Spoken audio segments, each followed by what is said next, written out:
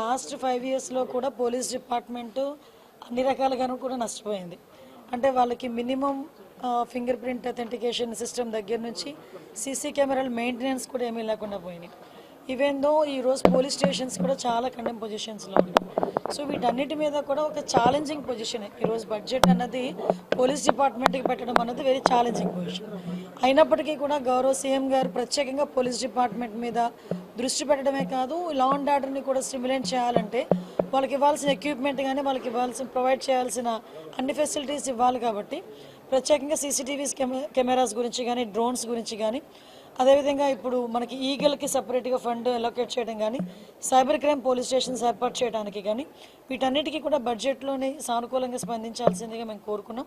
అదే విషయాన్ని ఈరోజు మేము పర్టికులర్గా ఈరోజు ఫైనాన్స్ మినిస్టర్ గారి దగ్గర కూడా కూర్చున్నాం. నాకు తెలిసి లాస్ట్ 5 ఇయర్స్లో ఇటువంటి మీటింగ్ జరిగి ఉండదు.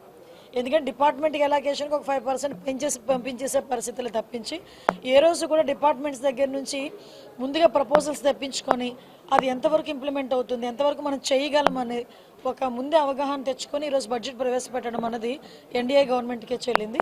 ఈ విషయంలో బడ్జెట్ కూడా మ్యాక్సిమం ఈరోజు ఆక్టోపస్ దగ్గర నుంచి, గ్రేహౌండ్స్ దగ్గర నుంచి మనం ఏర్పాటు చేసుకోవాలి, గ్రేహౌండ్స్ని మనం నిర్మించుకోవాలి. ఇవన్నీ కూడా న్యూ ఛాలెంజెస్ అన్నీ ఉన్నాయి.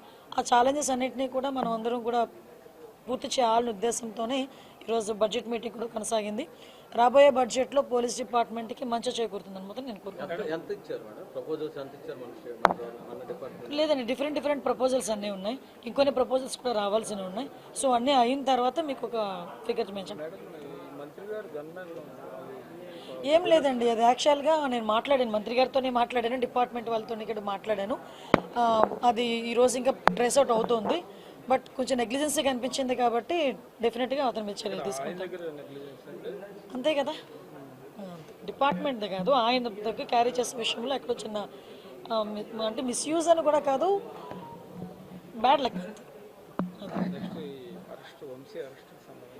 ఏముంది, చట్టం తన పని తను చేసుకెళ్ళిపోతుంది. ఏదైనా తప్పు చేసిన వాడికి ఏదో టైంలో శిక్ష తప్పదు, వెళ్తుంది. దానికి మనం రకరకాల మనుషులు రకరకాలుగా మాట్లాడుతున్నారు.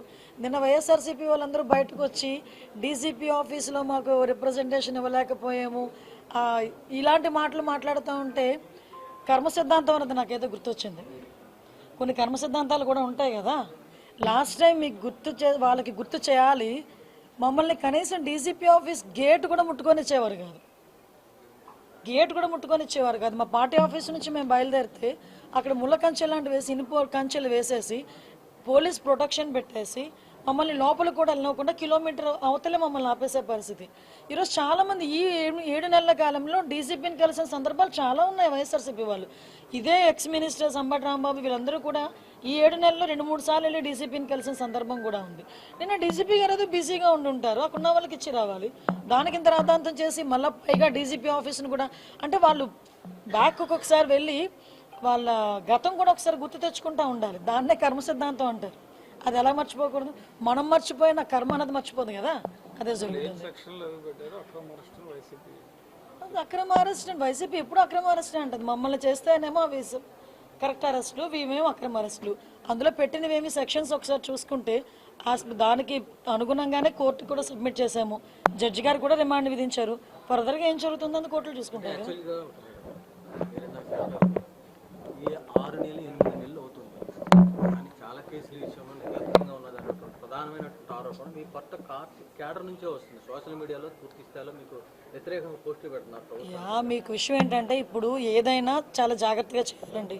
ఇది లా అండ్ ఆర్డర్కి సంబంధించిన విషయం, కోర్టులకు సంబంధించిన విషయం. ఒక కేసు పడింది అనుకుంటే ఆ కేసు ఎందుకు ఏ రకంగా పడింది అవన్నీ కూడా మేము కూలంకషంగా మేము చర్చించుకోవాలి. ఒక డీటెయిల్ రిపోర్ట్ ఇవ్వాలి అనుకుంటే కనుక మేము అంత స్టడీ చేయకుండా మేము ఇవ్వకూడదు. అంటే ప్రతి ఒక్క విషయంలోనే కూడా అందరికీ న్యాయం జరగాలనే కోరుకుంటున్నాము.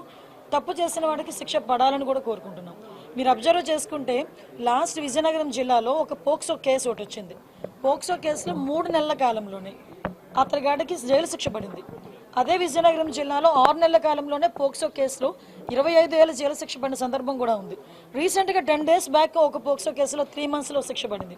సో ఈ విషయంలో నేనేమంటానంటే, పోలీస్ డిపార్ట్మెంట్ వాళ్ళు కానీ ప్రాసిక్యూషన్ వాళ్ళు కానీ ఈ ఇద్దరూ కూడా కోఆర్డినేట్ చేసుకొని ఎఫ్ఐఆర్ నోట్ చేసిన దగ్గర నుంచి, ఛార్జ్ షీట్ నోట్ చేసిన దగ్గర నుంచి కూడా కోఆర్డినేట్ చేసుకుని వెళ్తే శిక్ష పడే పరిస్థితులు కూడా చాలా ఎక్కువగా కనిపిస్తూ ఉంటాయి. అండ్ దానివల్ల ఎటువంటి ఇబ్బంది కూడా కలగదని నా ఉద్దేశం. యా, అది దురదృష్టం అండి.